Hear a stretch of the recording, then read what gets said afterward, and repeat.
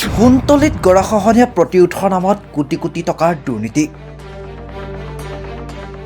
ফুটুকাৰ ফেনত পৰিণত গৰাখহনীয়া প্ৰতিৰোধী আঁচনিৰ কাম। চালে বেৰে কোবাই কোটি কোটি টকাৰ আত্মসাহৰ অভিসন্ধি তথাকথিত ঠিকাদাৰৰ। হয়, বহু প্ৰতীক্ষাৰ ফলত আৰু ৰাইজৰ বিপুল দাবীৰ প্ৰতি সঁহাৰি জনাই চৰকাৰে ব্ৰহ্মপুত্ৰ খহনীয়া প্ৰতিৰোধৰ নামত আবণ্টন দিছে প্ৰায় 250 কোটি টকা। দক্ষিণ কামৰূপৰ গুমিৰ পৰা সোণতলীৰ পানী খাইটিলৈ আৰম্ভ হোৱা ব্ৰহ্মপুত্ৰ খহনীয়া প্ৰতিৰোধৰ কামত ব্যাপক দুৰ্নীতি আৰু অনিয়ম সংঘটিত হোৱাৰ তথ্য পোহৰলৈ আনিলে খোদ জলসম্পদ বিভাগৰ গুৱাহাটী সংমণ্ডলৰ কাৰ্যবাহী অভিযন্তা গৌতম বৰকাকতিয়ে। ব্ৰহ্মপুত্ৰ আন্তঃগাঁথনি প্ৰাইভেট লিমিটেড নামৰ কোম্পানীয়ে লাভ কৰা গৰাখহনীয়া প্ৰতিৰোধৰ নামত নিয়োজিত হৈছে একাংশ দুৰ্নীতিগ্ৰস্ত ঠিকাদাৰ। ঠিকাদাৰৰ দাদাগিৰি আৰু গুণ্ডাগিৰিয়ে অতিষ্ঠ কৰি তুলিছে স্থানীয় ৰাইজক। সোণতলী অঞ্চলৰ স্থানীয় ঠিকাদাৰ আইনল হক আৰু ইন্তাজ আলীক কামৰ পৰা বিৰত ৰখাৰ আহ্বান স্থানীয় ৰাইজৰ।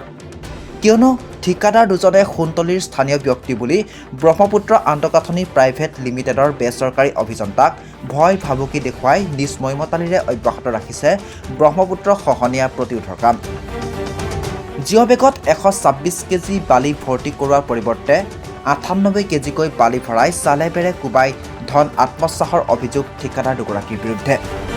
ব্ৰহ্মপুত্ৰ আন্তঃগাঁথনি প্ৰাইভেট লিমিটেড কোম্পানীৰ অভিযন্তা আলাউদ্দিনৰ আশীৰ্বাদত ঠিকাদাৰ আইনাল হক আৰু ইন্তাজ আলীয়ে নিৰ্বিঘ্নে চলাই গৈছে কোটি কোটি টকাৰ লুণ্ঠন। ৰাইজৰ অভিযোগৰ ভিত্তিতেই জলসম্পদ বিভাগৰ গুৱাহাটী সংমণ্ডলৰ কাৰ্যবাহী অভিযন্তা গৌতম বৰকাকতিৰ নেতৃত্বত কনিষ্ঠ অভিযন্তা হজৰত আলী আৰু ছফিউৰ ৰহমানে খহনীয়া প্ৰতিৰোধৰ কামত দুৰ্নীতি হৈ অহাৰ তথ্য স্পষ্টভাৱে পোহৰলৈ আনে। ইফালে দুৰ্নীতিৰ তথ্য পোহৰলৈ অহাৰ পাছতেই পলাই পত্ৰং দিয়ে ঠিকাদাৰ আইনাল হকৰ লগতে ইন্তাজ আলীয়ে।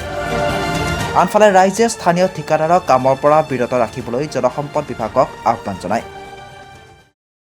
মাটিৰ লেভেলটোৰ কথা কওঁ, মাটিৰ লেভেলটো আমাৰ যিটো লেভেলত কৰিব লাগে আমি সেই লেভেলতে কৰিছোঁ, কিন্তু পানীৰ লেভেলটো কেতিয়াবা অলপ ডাউন হয়, অলপ ডাউন হৈ যায়। সেইটো কাৰণে এইটো দেখিছে যেতিয়া আমি কামটো আৰম্ভ কৰিছিলোঁ তেতিয়া লেভেলটো সেই লেভেলটোৱে আছিল। তথাপিতো মই ৰাইজে দাবী কৰাৰ কাৰণে অকণমান পাৰিলে যিখিনি দাবাই কৰিব দিছোঁ আৰু লোডৰ দুই এটা বস্তা, কেতিয়াবা সকলো বস্তা জুখিব নোৱাৰি, হাজাৰ হাজাৰ বস্তা ক'ৰবাত দুই এটা অলপ হ'ব পাৰে। মই চাই দেখিলোঁ চব বস্তা খোলাই দিছোঁ, আকৌ ৰিলোড কৰিব লাগিব। নাই, আগতে যিমান হৈছে আমি চব খোলাই কৰাইছোঁ, বহুত আহিছোঁ। আমি দেখা পাইছোঁ যে ইয়াতে বস্তাবিলাক খুলি আছে, চিলাই খুলিব দিছোঁ, খুলি নতুনকৈ ভৰাব লাগিব। অলপমান দুই এটা বস্তা গণ্ডগোল পাইছোঁ, গোটেইখিনিয়ে খোলাই দিছোঁ মই। ওয়েট কিমান লাগে?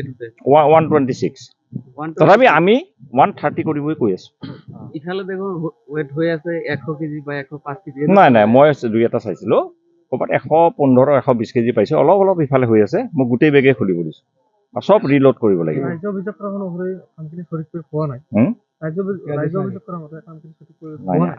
আমাৰতো মানুহ ইয়াত সকলো সময়তে আছে, কিন্তু আমাৰ ইঞ্জিনিয়াৰ লেভেলৰ মানুহ বা SDO মই লেভেলৰ মানুহ সদায় আহিব নোৱাৰোঁ। তাৰমানে বিভিন্ন অফিচৰ কাম থাকেতো, কিন্তু বাকী মানুহ আছে।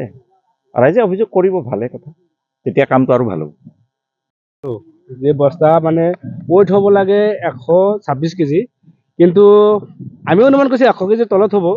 তো 100 বস্তামান, 100টা বস্তা জুখিছোঁ, 105 কেজি, 100 কেজি ডাউনতো আছে। এনেকুৱাকৈ বস্তা মানে ওয়েট কৰি আছে। তাৰপিছত আমি ঠিকাদাৰবিলাকক কৈছোঁ যেনেকুৱা কিয় হৈ আছে, তেওঁ কয় ৰাতি ভৰাইছে, ৰাতি ভৰোৱাৰ পাৰ্মিশ্যন কোনে দিলে? যিটো নিয়মত মানে ৰাতিটো ভৰাবই নোৱাৰে, তো চুৰ কৰি আছে। আৰু বহুত বস্তা মাটিত এনেকুৱা পেলাই দিছোঁ, লেভেলটো ঠিক নহয়, লেভেল ঠিক নহওঁতেই মানে বস্তা পেলাই দিয়ে, এনেকুৱা কৰি আছে। তাৰপিছত আমি ডিপাৰ্টমেণ্টৰ ইঞ্জিনিয়াৰক ফোন কৰি জনালোঁ, সিহঁতে মানে ক'লে যে আমি আহি আছোঁ, তোমালোকে থাকিবা, আলোচনা কৰি বস্তুটো সমাধান কৰিম। এতিয়ালৈকে আপোনালোকেও চালে বস্তা ওয়েটটো চালে কিমান হৈ আছে।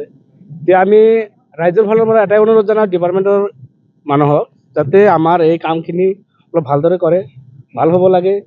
নদী বান্ধ মানে বহুত ভুক্তভোগী ইয়াৰ ৰাইজ, এই কামটো অলপ উন্নত মানৰ হ'ব লাগে। আমি এইটো অনুৰোধ জনাওঁ যাতে ভালকৈ কৰে, আৰু আমাৰ এই লোকেল ঠিকাদাৰবিলাক ইয়াৰ পৰা চেঞ্জ কৰি দিব লাগে।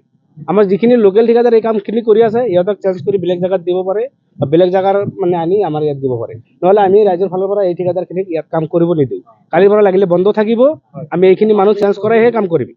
এইটো আমাৰ মানে দাবী লোকেল ঠিকাদাৰ যিখিনি কাম কৰি আছে লোকেল ঠিকাদাৰে যিখিনি কাম কৰিছে এইখিনি কাৰণে এনেকুৱা কৰি আছে ডিপাৰ্টমেণ্টক জনাইছে নেকি জনাইছো আজি জনাইছো আগতেও জনাইছো সিহঁতৰ মানে আগতেও মিটিং দুটা কৰিছো সিহঁতে কৈছে আমি মানে সেইখিনি কৰি আছো ভালদৰে কৰি আছো কিন্তু সেনেকুৱা হোৱা নাই আমিও থাকিব নোৱাৰো বিজনেছ কৰা মানুহ বাহিৰত থাকো তথাপিও যেতিয়া মানে চকু যায় তেতিয়াই চাই পেলাই মানে কিবা এটা না কিবা এটা দেখা পাওঁ যে হৈ আছে এনেকুৱা আজি মানে এনেকুৱা বহুত হৈ আছে